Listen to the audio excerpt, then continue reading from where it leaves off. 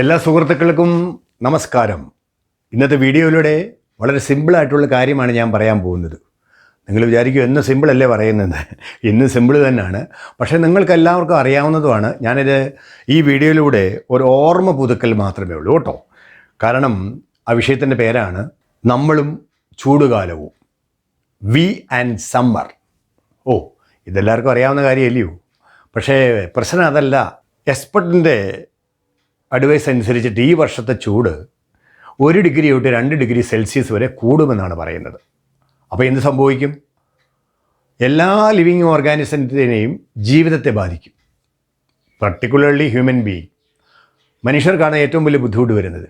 അപ്പം പ്രശ്നം എന്താ, നാട്ടിൽ നിന്ന് ഈ ഫോൺ വരുമ്പോഴേ ആദ്യം ചോദിക്കുന്നത് തങ്കച്ചനെ അവിടെ ചൂട് എങ്ങനെയുണ്ടെന്നാണ്. നേരത്തെയൊക്കെ ചോദിച്ചുകൊണ്ടിരിക്കുന്നത് സുഖമാണോ എങ്ങനെയാണോ. ഇപ്പോൾ ചോദിക്കുന്നത് അവിടെ എന്തോ ചൂടാണ്. കേരളത്തിൽ നിന്ന് വരുമ്പോൾ ഫോണെല്ലാം അതാണ്, ചൂട് എങ്ങനെയുണ്ട്. അപ്പം ഞാൻ വിചാരിച്ചു 2 വർഷം മുമ്പ് ഞാൻ വീഡിയോ ചെയ്തിട്ടുണ്ട്. എന്നാൽ ചെറിയൊരു ഓർമ്മ പുതുക്കിയേക്കാമെന്ന് വിചാരിച്ചിട്ടാണ് ഈ വീഡിയോ ഞാൻ ഉണ്ടാക്കിയിരിക്കുന്നത്. അപ്പോൾ പ്രിയപ്പെട്ട സുഹൃത്തുക്കളെ, നിങ്ങൾക്ക് എൻ്റെ ചാനലിലേക്ക് സ്വാഗതം. പ്രിയ സുഹൃത്തുക്കളെ, ചൂട് കൂടിക്കഴിഞ്ഞാൽ ശരീരത്തിന് എഫക്റ്റ് ആവും, ആരോഗ്യാവസ്ഥയ്ക്ക് ബുദ്ധിമുട്ട് വരും. അതുകൊണ്ടാണ് നമ്മൾ ശ്രദ്ധിക്കുവാൻ പറയുന്നത്.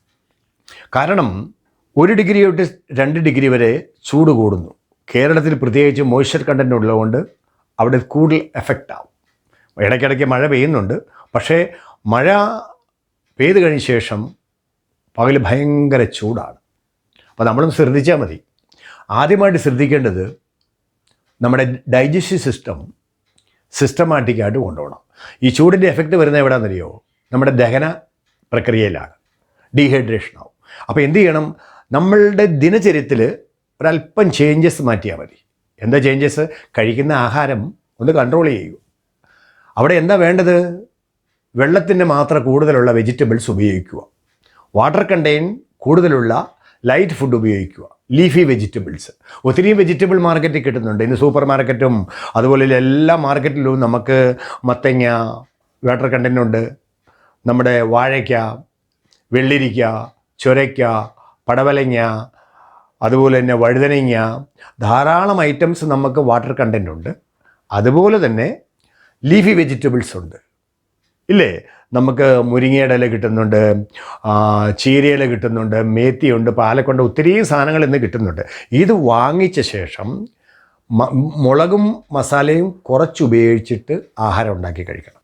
പിന്നെ വ്യത്യസ്തമായ ഫ്രൂട്ട്സുകൾ, ഒത്തിരിയും ഫ്രൂട്ട്സ് ഉണ്ട്. അപ്പോൾ ഈ ഫ്രൂട്ട്സ് ഡയറക്റ്റ് കഴിക്കുന്നതിനേക്കാൾ നല്ലത് അതിനെ ജ്യൂസാക്കി കഴിക്കുക. നാരങ്ങ വെള്ളം, തേങ്ങാ വെള്ളം, കരിമ്പിൻ ജ്യൂസ്, അതുപോലെ തന്നെ നമ്മുടെ മോരും വെള്ളം, ഈ പറഞ്ഞ ഫ്രൂട്ട്സ് ജ്യൂസുകൾ നമ്മുടെ കപ്പാസിറ്റി അനുസരിച്ചിട്ട് ഉണ്ടാക്കി കുടിക്കണം. അതുകൂടെ തന്നെ ധാരാളം വെള്ളം കുടിക്കണം.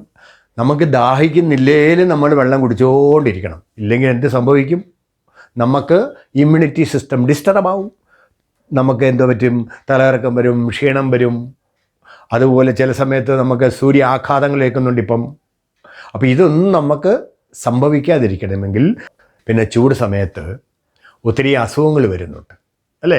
ചൂട് സമയത്തുള്ള അസുഖം നമ്മുടെയാണ് മഞ്ഞപ്പിത്തം, ചിക്കൻ ബോക്സ്, അതുപോലെ ചില വൈറൽ ഫീവർ, അതുകൂടി സംബന്ധിച്ചുള്ള ചുമ, കഫക്കെട്ട്, ഇതൊക്കെ ഒത്തിരി വരും. അപ്പോൾ ഇതൊന്നും നമുക്ക് വരാതിരിക്കണം. അപ്പോൾ നമുക്ക് എന്ത് ചെയ്യണം? ഇത് സൂക്ഷിക്കണം.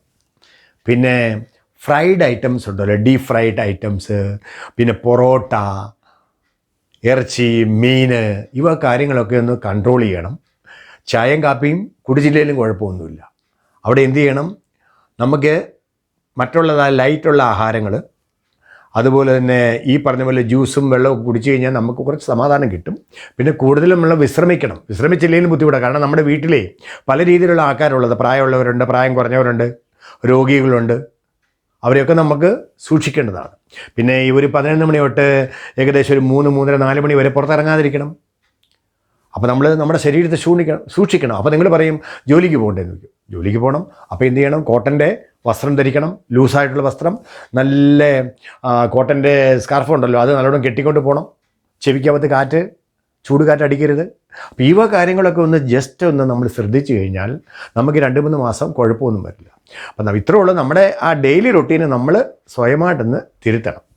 കൂടുതൽ നമ്മൾ ചൂടത്ത് സമ്പർക്കം പുറത്തിറങ്ങാതിരിക്കുക, വെള്ളം കുടിച്ചുകൊണ്ടിരിക്കുക, സുഖമായിട്ട് ലൈറ്റ് ആഹാരങ്ങളെടുത്ത് മുന്നോട്ട് പോയി കഴിഞ്ഞാൽ ആരോഗ്യാവസ്ഥയ്ക്ക് ഒരു കുഴപ്പമില്ല.